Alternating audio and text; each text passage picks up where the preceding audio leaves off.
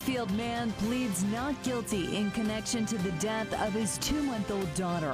What we're learning about the moments and weeks leading up to the fatal incident. Feels pretty awesome. You know, we've waited a long time. Feels great to be back. Back after 2 years, how fans and players are reacting after a long hiatus, and what the hope is for the rest of the season. Tomorrow marks 20 years since the 9/11 attacks changed our nation. How Maine responded, and what then Governor Angus King remembers about the moment he learned 2 of the terrorists had come through Maine.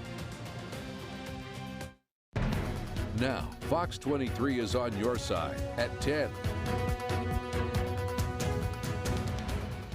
First at 10 tonight, calling it a violent event. Prosecutors believe a father shook his 2-month-old baby, causing her death. A 27-year-old man pled not guilty today to murder and manslaughter charges in an Auburn courtroom.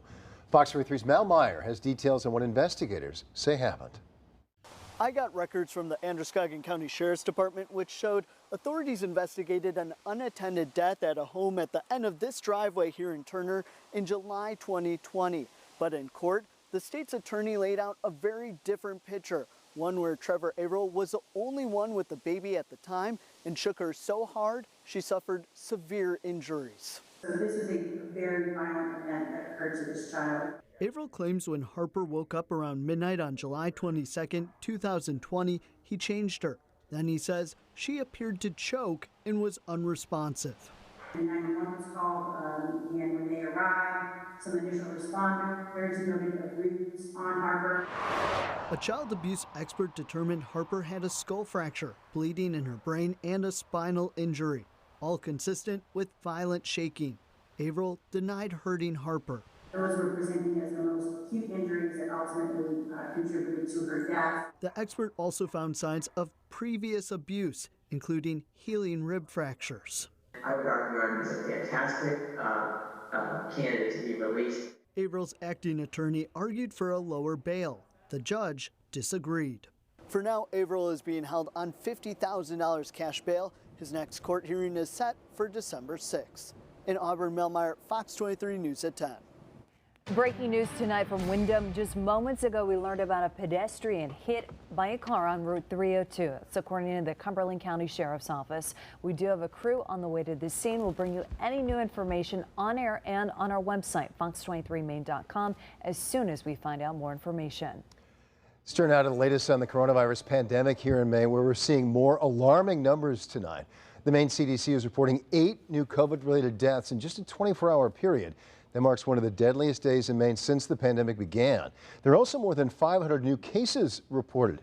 Tonight, almost 200 Mainers are hospitalized with COVID-19. Now, that includes 72 people in critical care and 37 on a ventilator. Meantime, a Maine high school is switching to remote learning because of a COVID-19 outbreak there, just a week after school officials rejected a mask requirement for students.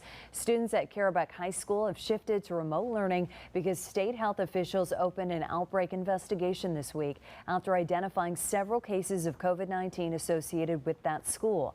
The superintendent sent a letter to the community today alerting them about the outbreak.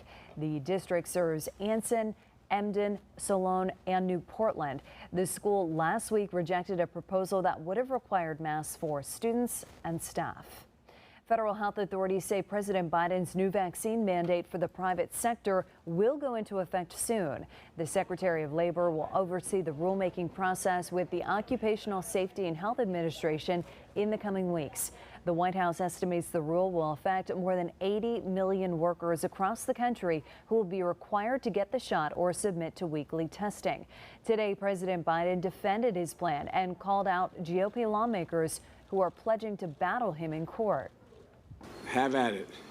I am so disappointed that particularly some Republican governors have been so cavalier with the health of these kids, so cavalier with the health of their communities. At the end of the day, we don't live with a one-person rule in this country. We live in a constitutional system which people's rights are respected. Companies who don't comply with the vaccine mandate could be fined nearly $14,000 per violation.